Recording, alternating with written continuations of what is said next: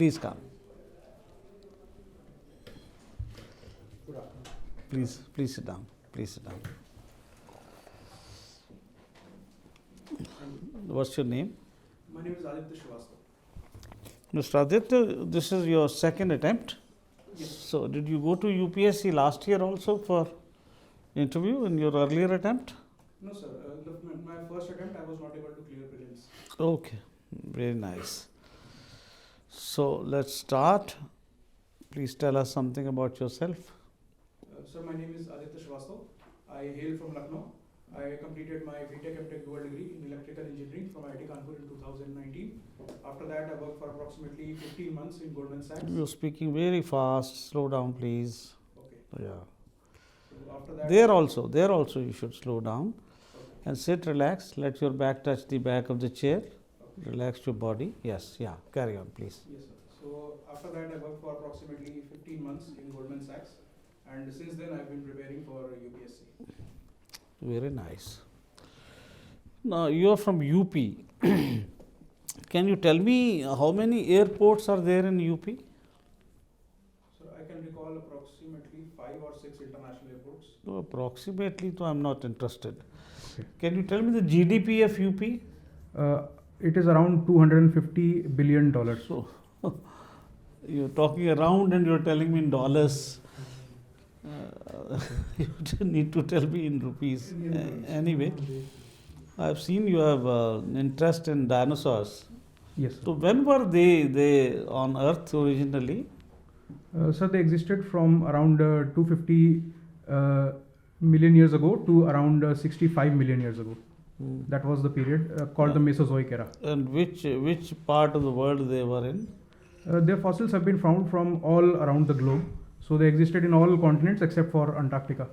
You mean they were in India also? Yes, sir. Where in India? Have you found any skeletons anywhere? Yes, sir. We have found the fossils from Gujarat and from Madhya Pradesh as well. For example, in Raioli village in Gujarat, there is one of the largest fossilized bed of. Okay. And what is this? You said bowler and Phatta league. What is Phatta? So, sir, in our college, actually, the tennis ball cricket was called Fatta. So, that was the league. Oh, I see. That's sorry. Now, tell me about this bowling thing. Now, yesterday's T20 match, you must be knowing then, in the cricket. What happened yesterday? Sorry, sir, I did not watch, but I got updated by ESPN Cricket Info. You don't read newspapers? Have you read today's newspaper? Sorry, sir, I have not read. You don't listen to the news also? Sir, I do listen to the news. But there's a big news today that India has Yes, sir, India has won the match. Yes. And can you tell me when was T20 first played? Where? Sorry, sir, I am unable to recall. Doesn't matter. Achha, tell me about the women reservation. In parliament and in assemblies, it's not there, isn't it? Yes, sir. So why it is not there? What is your view? Sir, as far as I can recall, there is a women's reservation bill currently pending, which tried to put reservations in the legislatures. As far as my views on it are concerned. No, the bill is pending. Then what happened to that bill? Since when is this pending? I think it is pending since 2010. But does it not lapse along with the lapsing of the Lok Sabha? So there are certain conditions for the lapsing of the bill. If it has been passed by the Rajya Sabha but has not been given to the Lok Sabha, or in certain cases it was it passed by the Rajya Sabha? Sir, I am unable to recall at the moment.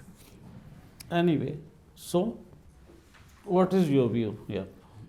Sir, I think that women's reservation is essential in the legislatures as well, because we have seen some success when the reservation was given in the third tier of so the. Why? So it is okay, but then why it is not happening?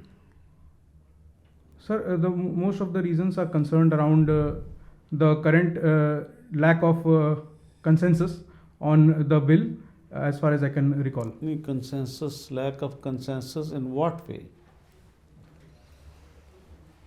Sorry, sir, I'll have to read about it a bit more. And why 33%? What is the women's population Percentage in India? Sir, it is around 48%. So why not 48%? Why 33%? Sorry, sir, I'll have to read about it. Okay. Now, can you tell me the Agniveer scheme? You know this, it had come. You know the detail of the Agniveer scheme? Yes, sir. Can you just tell me in brief, please? Sir, it was about providing jobs to the youth for 4 years approximately in the army, and it was basically aimed at bringing down the average age of the army to from the current above 30 years to below. But there were a lot of protests Yes, sir. also. Yes, sir. I'm sure you know the reasons for that. Yes, sir. So, what is your view? The protesters were right, or the government is right? So, in my view, the protesters had their own concerns. However, I think that the government is more right because the individual interests should not shadow the interests of the nation at the large. And since we are trying to. But isn't it unfair to the youth for 4 years to employ them and then you leave them in the lurch? Sir, in my opinion, they were actually not being left in the lurch because the government was actually providing them priority in certain areas like the CIS. But everybody will not get into that. Will not get it into that, no. Yes, sir. Because then they'll be beyond age for any other government job also then, for that matter. Yes, sir. I think that the government was doing something, and I think that apart from that, what more can be done is providing them skills for various corporate jobs like basic. Of course, the government will provide. So my last question is: tell me the health budget of India in the last financial budget of the government of India. Sir, I can recall it was around 1.3% of the GDP. I'm unable to recall the exact amount. figures. No. Thank you. Sir. Mr. Aditya, you did MTech in electrical engineering. Yes, sir. And you didn't pursue a career in electrical engineering, although EV vehicles, there is a revolution in India. Huge scope for electrical engineers. Yes, sir. Also, there is a demand in the times of the fourth industrial revolution. Yes, sir. Why won't you pursue a career there? Sir, I actually did research in electrical field itself. So I did research in the VR tech. After that, depending on my interests, I shifted to things around the AI because my MTech project was also concerned about optimization and stuff. So I went into the finance sector where it was much more important in terms of the AI. Why two diametrically opposing areas, highly technical AI area, and then finance, Goldman Sachs. Yes, sir. Why and now again the third career choice is totally unrelated to what you studied. Yes, sir. So actually in finance, my job was around mathematical modeling itself. So that had a bit of AI in it. And apart from that, in the... So why didn't you take up a career in AI? Sir, actually in my opinion, I did not want to pursue it in that direction because then I would have to go abroad and do research, and the eventual career in AI would have been focused around more of research than on actual implementations. So what's wrong with research?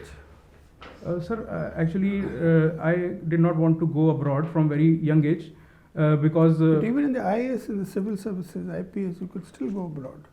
Yes, sir. Sir, there were two major reasons and both of them would not be actually violated by being in the services.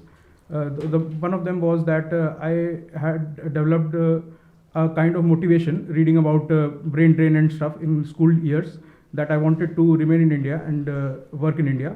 Apart from that, I also wanted to take care of my aging parents. So that was the second important reason in my opinion. Okay, so how would you apply your learnings in Goldman Sachs and IIT into civil services? Okay, so sir... what are your learnings? Yes, sir. So my basic learnings were around electrical engineering, where I got a bit of technical knowledge. Apart from that, I worked as the head of show management integrity, where I got a bit of experience as in teamwork and leadership. And apart from that, in Goldman Sachs, I worked a bit in the domain of mathematical modeling and around data. How are they relevant to government service? Yes, sir. So in the current administration, people like us go to the field, implement schemes, plan schemes. When we come to the center, we do a lot of planning. How does it help? How does your core competency help in these matters? Yes, sir. So, in my opinion, the current age is an age of data where even data is being called the new oil. So, and we are also trying to shift towards e-governance and more of data-driven governance. So, in that aspect, my core competencies in AI and data analysis can help. Apart from that, my experience in Tekriti can help in taking the team together and taking initiatives, etc., to make it more comprehensive and more people-based governance and better teamwork. Okay, you see, dinosaurs became extinct, and there are other species also which became extinct over periods of time. Yes, sir. Will human beings also become extinct? Yes, sir. There is a possibility that human beings can also become extinct, because if we see that the extinction of dinosaurs was caused by an asteroid impact, and even looking at today, we are not well prepared to tackle such an asteroid impact. So that is one thing which can lead to the extinction of humans. Apart from that, the various anthropogenic changes that we have caused in the nature. Climate change also? Yes, sir. It can also lead to. So if the human race can become extinct, which means the earth becomes uninhabitable. Is that the reason why we are exploring the solar system? To find alternative places? Yes, sir. Should we explore that more seriously? Yes, sir. I think that we should explore more seriously, but apart from that, we should ensure that the earth also remains inhabitable for the mammals and humans specifically, because But if an asteroid strikes, then it doesn't matter what we do with the earth. Yes, sir. But that is again. So you are a believer in doomsday? Not exactly, but I think that. That's what you're saying. That human race also can become extinct. Yes, sir. I believe that it is a possibility. Although. Okay. Now tell me about the Kashi Tamil Sangam. Yes, sir. Which took place in Varanasi. Yes, sir. Over a period of 1 month. Yes, sir. So, sir, it was about the culmination of two cultures, whereby we saw that the people from northern India. What was the objective? So the objective was to bridge the gap and create a more holistic theme for India, whereby we see that it is in line with the Ek Bharat Shresth Bharat initiative, where you want to bring. What was the common link between Kashi and Tamil culture? So there are two major links which I can think of. First is the link of Lord Shiva. We see that Kashi temple is also based on Lord Shiva, and Rameshwaram temple is also based on Lord Shiva. Apart from that, Sanskrit is another link. Sanskrit and Tamil link is also Which is the older language, Sanskrit or Tamil? Sir, it is Sanskrit. Sanskrit is older, because even we see that the word Tolkapiyam, which is the you mother go to of Tamil Nadu, they'll say Tamil is the oldest. Okay, sir. I Discuss think with Tamil scholars, they'll give you evidence that Tamil was the oldest. Does it matter which language was oldest? Is older than the other? Sir, in my opinion, it does not matter which language is older, because both of them are very vibrant languages. With So very why the vibrant. controversy? Scholars say no, this is older, this is older. Sir, probably it has to be related to the pride that they take in their particular languages and in their particular cultures, because of which they want to make it more supreme. But in my opinion, that supremacy is not needed, because both of the cultures can coexist as they have existed for thousands of years. Thank you. Well, Aditya, I am highly impressed by your DAF and your tremendous achievements as a student. 97.8 in grade 10, 97.5 in grade 12, 9.7 GPA from IIT Kanpur in electrical engineering, top of the line. And then you have 10 out of 10 in your masters, in your MTech. Thank you, sir. You were working with Goldman Sachs, drawing a salary of 2.5 lakhs a month. Yes, sir. What made you leave Goldman Sachs and a career in that domain, getting transferred to Goldman Sachs, United States, which they take? The bright people, they would transfer on an I visa. Yes, sir. What made you drop all that? So, sir, I would say there are majorly two reasons. So, firstly, if we see that coming from the area that I come from, even the blessings are of the form collector bano. So, there was some kind of knowledge about civil services I had from the beginning. But the final change where I took it seriously was when during my job days, I had a volunteering experience where I realized that just going and feeding the children is not enough, and to have a meaningful impact on their lives. And thirdly, I would say that there is also an element of social prestige associated with the services. Oh, I beg your pardon. If you go up the ladder very quickly in Goldman Sachs and you get posted in the US and in Goldman Sachs, and there you could climb right to the top. Would not that carry a lot of prestige? I know young people like you have done just that. Yes, sir. But in my opinion, when we work for the larger society, it is a much more prestigious thing. For example, we can say that no one remembers who worked as a partner in Goldman Sachs, but everyone knows who Mr. T.N. Seshan is. Oh, in the society there, people know who the partners in Goldman Sachs are. Yes, sir. All right, now, you'd like to study about dinosaurs. What do you mean by studying about dinosaurs? Yes, sir. What material do you go and examine and study about dinosaurs? Or you read about dinosaurs? Yes, sir. I read about dinosaurs. Reading about dinosaurs is a little different from studying about dinosaurs, isn't it?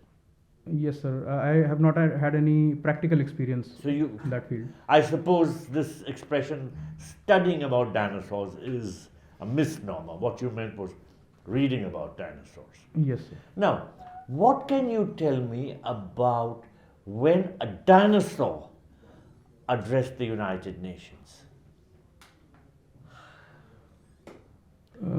You're not aware of it, about it? No, sir. You must Google search and read about it. It's very interesting because the dinosaur addresses the United Nations and tells them, look, you don't have to be extinct like we became extinct. And you were talking about the extinction of the human race. It's a very, very well thought out idea. It was visual, this thing created by the UNDP. And it was actually as if a dinosaur has walked in.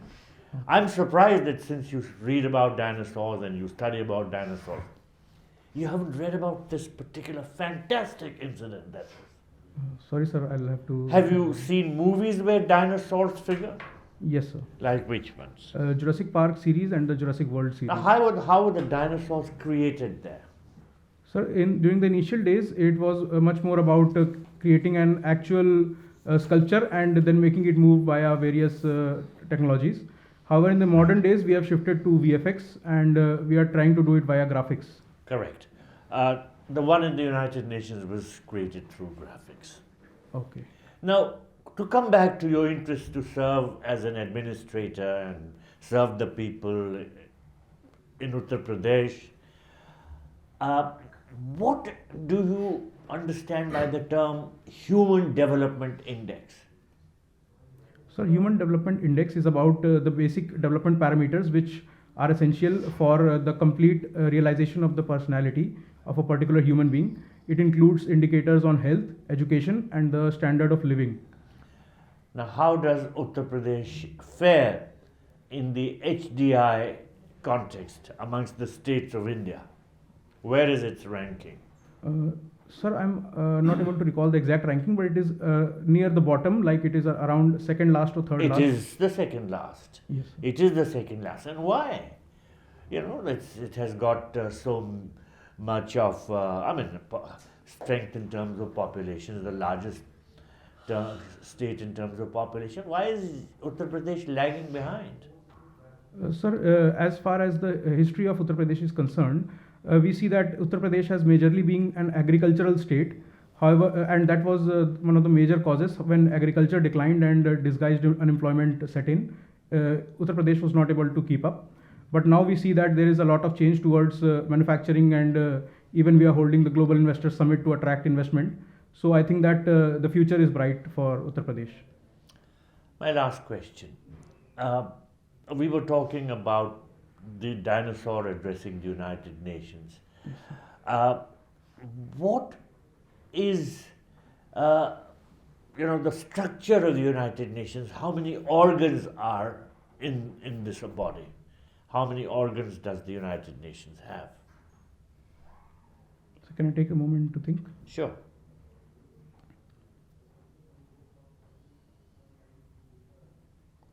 Sir, I can recall there are 6 major organs. Yes, indeed. Can Yes. you name them?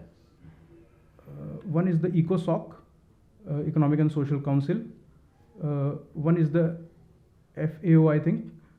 And The? FAO. You're wrong. Anyway, Okay, we sorry. leave out FAO. Still, you have 5. UNSC is one. Yes. United Nations General Assembly. Evidently, yes. Yes, sir. Sir, I'm unable to recall the else. So I suppose you have to widen your understanding of global institutions. Since you referred to the FAO, where is it located? Sorry, sir, I'm unable to recall. And what does it deal with? It is the Food and Agricultural Organization, so it deals with the issues related to food as well as the agricultural supplies and ensuring that people receive the food It's security. in Rome, incidentally. Okay, thank you. Thank you. Yeah, Mr. Aditya, your father is working as a social audit officer. Yes, sir. So there is something called social audit also. Yes, sir. Can you say something about it? What is social audit? Sir, social audit is basically when the community participates in auditing whether all the rules and regulations have been followed in a particular scheme or not. For example, we see this in Manrega. Okay. OECD has made some predictions about the global growth, GDP, and Indian growth. Any idea about it? Sir, I'm unaware of the exact For predictions of 2000 OECD. For 2023. Sir, I can recall that some organization has predicted that the growth would slow down from 6% to 3%, but I'm not aware if it was OECD or not. Okay, one of your hobbies is the evolutionary science behind relationship dynamics. Yes, sir. What do you say about it, if you have 1 minute for that? In Yes, 1 minute. Yes, sir. So basically, my interest was around observing and the changing dynamics of relationships due to various factors like the increasing individual liberty and the dilution of social values.